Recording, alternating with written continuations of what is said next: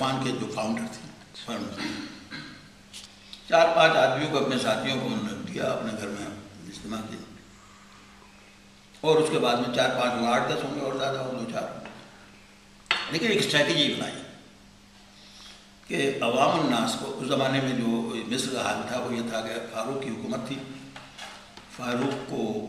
انگریز جو ہے وہ سپورٹ کرتے تھے، بلکہ فاروق اصل میں حکومت تو انگریزوں کی تھی، اس سے پہلے فرانس والے لوگوں کی تھی،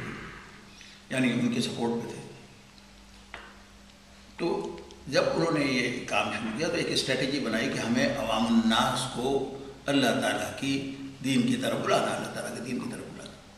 تو گلی گلی کوچے کوچے، چھوٹا سا کام، اور گلی گلی کوچے کوچے انہوں نے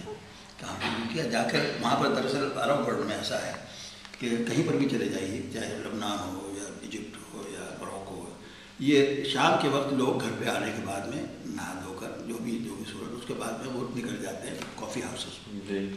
اور وہاں بیٹھ کے وہ حقہ پیتے ہیں اور چائے پیتے رہتے ہیں ایک کے بعد، اور پھر 10-11 بجے وہ گھر پہ آتے ہیں۔ یہ ایک معاشرہ، ایک کلچر ہے۔ اس کلچر سے انہوں نے یہ ہوا کہ وہ خود جاتے تھے پرسنلی، اور جاتے تھے فٹ در فٹ لوگوں سے بات، لوگوں کے پاس کوئی بات نہیں تھی، وہ تو اندر سے اسٹرگل ہوتی ہے نا، کل لوگ مولود یولد علی فطرۃ فابواه ہے نا، تو فطرت تو وہی ہے نا جو کہ اچھائیوں کو پسند کرتی ہے، وحدانیت کی ہے۔ تو اس سلسلے میں وہ آہستہ آہستہ مقبولیت ہوئی، سو مچ سو کہ صورتحال یہ پہنچ گئی کہ فاروق کے زمانے میں نقراشی پاشا ہوتے تھے جو تھے وزیر اعظم، وہ اس وقت یہ اس نتیجے پر پہنچے کہ یہ اس یلغار کو، جیسا ہم سوچ رہے تھے، اس یلغار کو دین کی طرف جانے کی، فطرت کی طرف جانے کی، فطرت تو دین کا نام ہے، تو ہم نہیں روک سکتے، برٹش امپائر نہیں روک سکتی، اس کی ساری بیسس وہاں تھی اسماعیلیہ، ہم روک نہیں سکتے۔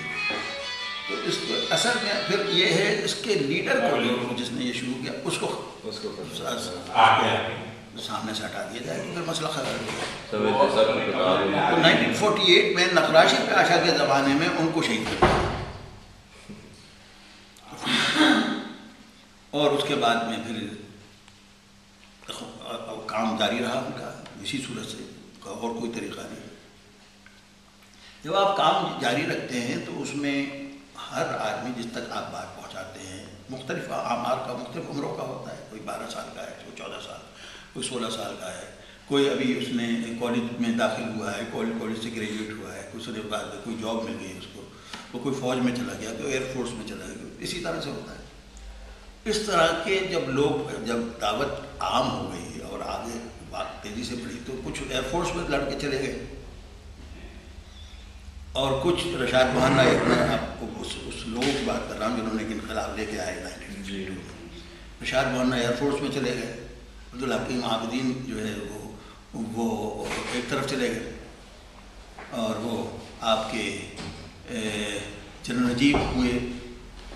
یا عبدالحکیم، وہ عبدالمنعم عبدالرؤف وغیرہ، یہ فوج میں چلے گئے۔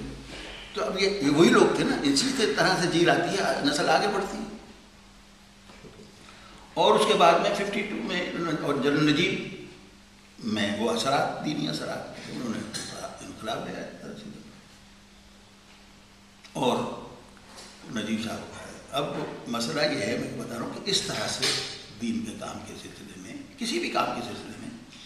آپ کو اپنے اسٹریٹجی طے کرنا ہوتی ہے، افراد کرنا دیکھنا ہے کہ کتنے، ایک ہیں، 2 ہیں، 3 ہیں، 4 ہیں، اس کے خیال نہیں۔ ایک دوسری مثال دوں گا آپ کو، تبلیغی جماعت میں 1970 کی بات ہے، یہاں کی بات ہے، ایک صاحب تھے حسین، ممبئی کے رہنے والے تھے، عبدالرحمان اسٹریٹ پہ سوٹ کیسز کی دکان تھی، وہ ادھر سے گزرے، تبلیغی جماعت سے تھے، اور انہوں نے آ کر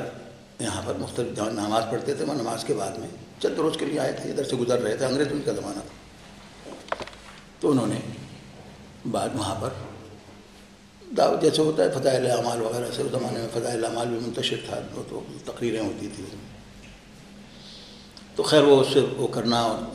تو ایک دن کا مجھے یاد ہے کہ میں اسی ایریا میں تھا، تو مغرب کی نماز، مجھے تو نہیں معلوم کون ہے کون نہیں، میں تو مغرب کی نماز میں اس گلی میں نماز پڑھنے کے لیے گیا. ایک چھوٹی سی گلی ہے یہاں سے، تو وہاں پر نماز پڑھنے والے میں نکل رہا تھا، تو وہاں پر 2-3 آدمی جمع ہو گئے، اور وہ تعارف ہوا. پہلے زمانے میں جب باہر انڈیا سے آتے تو ہوتا تھا تجسس ہوتا تھا کون ہے. خیر بیٹھے انہوں نے، ایک میرے دوست تھے شجاع صاحب، وہ آگرہ میں کہنے میں تھا، وہ بیٹھ گئے. ان کا بھی آفس بہت قریب تھا، میں اس ایریا میں. مشکل سے 4 آدمی ہوں گے، 5 آدمی. یہ پہلی میٹنگ تھی، پہلے وہ اجتماع کہہ لیجیے یا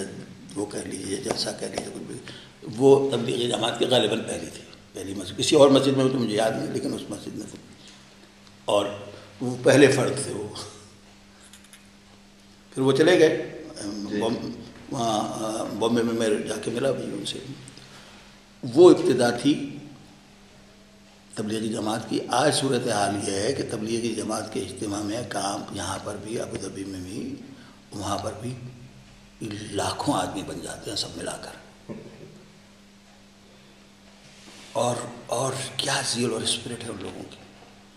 تو یہ ہے وہ کام کہ آپ کو، میں فرد کی اس حساب تعداد کی وجہ سے آپ کو کہہ رہا ہوں کہ فرد کی یہ نہ دیکھیے کہ آپ کو اگر اللہ تعالیٰ نے شعور دیا ہے تو یہ اسی نے دیا ہے نا، کسی اور سے مستعار تو نہیں لیا ہے آپ نے. تو شاید آپ ہی سے وہ کام لینا ہو، اس کے لیے کسی اور اس کی ضرورت، شاید آپ ہی سے کام لینا ہو کہ اس فیلڈ میں جو سمجھتا ہے اسی سے کام لیا جائے گا. آپ سمجھتے ہیں آپ کو. اب اسی صورت سے میں کہتا ہوں کہ بہت سے لوگ ایسے ہوتے ہیں کہ جن کو کہ کچھ نہیں، خراب کرپشن میں اور اس میں اتنی بری طرح سے انوالو ہوتے ہیں، اور ایک روز دیکھتے ہیں کہ ہدایت مل گئی اور اس نے وہ دین کا کام شروع کیا. ایک میں بات کر رہا ہوں 50s کی، ڈی جے کالج میں ایک لڑکا ہوتا تھا جو ہمارا مطلب جمعیت کے خلاف تھا، مرحوم، لیکن بعد میں سب سے زیادہ کام اسی نے کیا. انتقال ہو گیا، جلدی انتقال ہو گیا، جلدی اسی 50s میں ہو، نہیں 50s میں ہو گیا تھا انتقال اس کا. تو یہی میں بتا رہا ہوں. آپ کہاں جائیں، اس کو دیکھ لیجئے آپ. منور صاحب جمعیت کے خلاف، جو جمعیت اسلامی جمعیت علماء کے خلاف ایک ہمارے جو کالجز میں یونیورسٹیز میں جو وہ ہوتی تھی ادارہ، وہ ہوتی تھی ہمارے خلاف، وہ NSF ہوتے تھے. یہ NSF میں تھے، لیکن اللہ تعالیٰ نے ہاں ہمارے